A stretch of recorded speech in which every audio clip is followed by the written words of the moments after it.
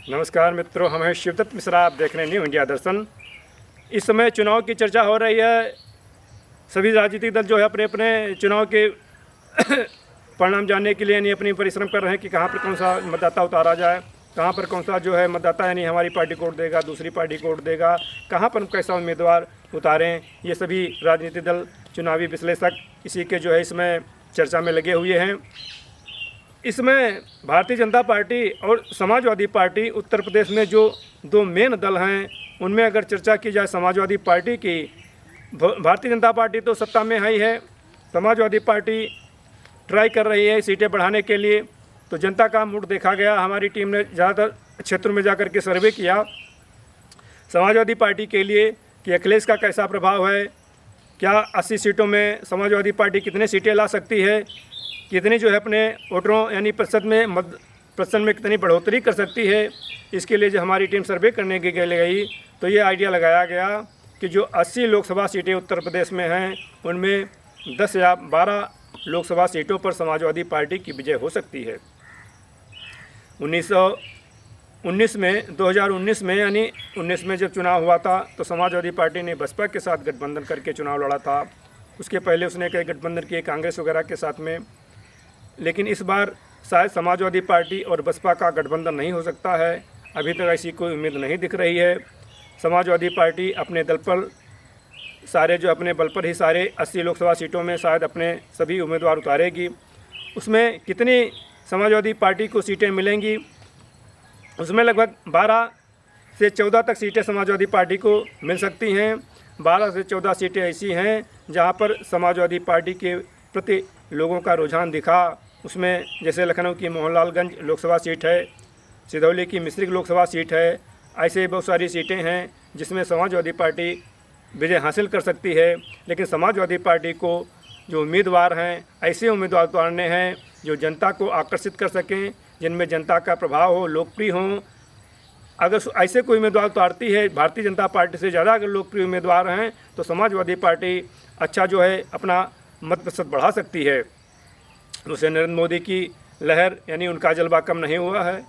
ज़्यादातर सीटों में भारतीय जनता पार्टी विजय हासिल करेगी, क्योंकि राम मंदिर एक जो बहुत दिन से मुद्दा चला आ रहा था, मंदिर का निर्माण हो रहा है। 2024 में रामलला अपने मंदिर में विराजमान हो जाएंगे यानी भक्तों को दर्शन देंगे।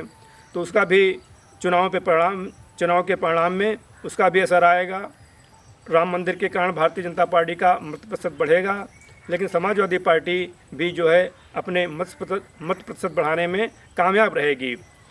तो अखिलेश यादव जी, डिम्पल यादव जी, शायद डिम्पल यादव जी स्टार प्रचारक बनेगी पार्टी की, और महिलाओं में ऐसे ऐसे अपने जो है वादे बताएंगी कि यानी इंटर पास लड़कियों को स्कूटी दी जाएगी, इलेक्ट्रॉनिक स्कूटी दी जाएगी, लैपटॉप दिया जाएगा, और जितने भी ग्रेजुएट हैं उनको कुछ महंगाई भत्ता दिया जाएगा। ऐसे अनेकों प्रकार के मुद्दे समाजवादी पार्टी के होंगे। भारतीय जनता पार्टी भी अपने विकास का, मुख्यमंत्री जो उत्तर प्रदेश के हैं योगी आदित्यनाथ, अपने जो है कानून का मुद्दा लेंगे कि हमने जो है बेहतर कानून व्यवस्था दी है। ऐसे अनेकों प्रकार के मुद्दे आएंगे जिनमें जनता को जो अपनी तरफ आकर्षित करने की चेष्टा करेंगे, और इन सबका जो है जनता पर असर आएगा भी। अगर समाजवादी पार्टी इंटर पास लड़कियों को इलेक्ट्रॉनिक स्कूटी और लैपटॉप, और लड़कों को जो हैं इंटर पास या ग्रेजुएट किए उनको कुछ भत्ता देने के अपने चुनावी मुद्दे में ये सब जो है शामिल करेगी, तो समाजवादी पार्टी को मत प्रतिशत यानी उसका बढ़ सकता है। भारतीय जनता पार्टी अपने पुराने मुद्दों पर रहेगी। मेन उसका कानून का मुद्दा रहेगा, शासन व्यवस्था का मुद्दा रहेगा। शासन व्यवस्था का मुद्दा है, उससे भारतीय जनता पार्टी को लाभ होएगा। योगी आदित्यनाथ ने जो अच्छा सुशासन दिया है उसका भी असर आएगा। लेकिन अगर समाजवादी पार्टी अपने मुद्दों में ऐसे मुद्दे ला सकती है यानी युवाओं को जो अपनी तरफ आकर्षित कर लें, तो समाजवादी पार्टी का मत प्रतिशत बढ़ सकता है। अब समाजवादी पार्टी चेष्टा तो कर रही है कि उसके घोषणा पत्र में ऐसे मुद्दे शामिल किए जाएं जिससे समाजवादी पार्टी यानी ज़्यादातर 40 सीटों में कामयाब होए, लेकिन ऐसा तो नहीं दिख रहा है। 15 सीटें 16 सीटें तक समाजवादी पार्टी ला सकती है, और ज़्यादातर सीटों में उसका जो मत परसेंट है वो बढ़ सकता है। 80 सीटों में जब देखा गया तो कुछ ऐसे सीट मिले, जैसे मान लो लखनऊ की लोकसभा सीट है लखनऊ शहर की, तो वहाँ तो कोई भी दल आए भाजपा के अलावा उसको जीतना ही नहीं है, क्योंकि अब ऐसा लग रहा है कि कांग्रेस का तो खाता नहीं खुलने वाला है, बसपा भी डाउन है। ऐसी उम्मीद की जा रही है कि बसपा की भी कोई सीटें नहीं निकलेंगी।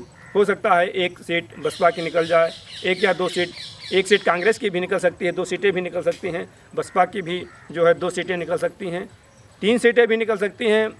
ये तो जो चुनाव जब आएगा उसी समय जो है मतदाता फाइनल कर लेते हैं कि हमको क्या करना है। लेकिन अभी तक का ऐसा जो है सर्वे बता रहा है कि भारतीय जनता पार्टी 80 सीटों में लगभग जो है 65 सीटें भारतीय जनता पार्टी के खाते में जा सकती हैं और 15 सीटें समाजवादी पार्टी के खाते में जा सकती हैं, और कांग्रेस बसपा को अगर 1-1 सीट मिली तो ये भारतीय जनता पार्टी की कटौती करेंगी। तो अब हमारी जो टीम गई उसने ये फाइनल किया है, अगर इस समय यानी सितंबर में चुनाव होते हैं तो सितंबर में 65 सीटें भारतीय जनता पार्टी पा सकती है और 15 सीटें समाजवादी पार्टी निकाल सकती है। ये चुनाव होंगे 2024 के मई जून में, तब तक कुछ परिवर्तन हो सकता है, कुछ थोड़ा बहुत परिवर्तन हो सकता है। ज़्यादातर ध्यान जनता का, लोगों का, युवाओं का जो चुनावी मुद्दे हैं उन पर जाएगा। कैसा सरकारों ने काम किया है, कैसा समाजवादी पार्टी ने काम किया है, कैसा भारतीय जनता पार्टी काम कर रही है, इसका भी प्रभाव आएगा। पूरे केंद्र में तो नरेंद्र मोदी की ही सरकार बनेगी। राज्यों में कुछ परिवर्तन हो सकता है, उसके बाद में जैसे बिहार राज्य है उसमें भी परिवर्तन होएगा, जितने भी हिंदी भाषी राज्य हैं उन सब में परिवर्तन होएगा, और अन्य राज्य से पश्चिम बंगाल है, कर्नाटक हैं, तमिलनाडु हैं, ऐसे राज्य हैं वहाँ भारतीय जनता पार्टी का मत प्रतिशत कुछ कम होने की उम्मीद दिख रही है। Thank you so much.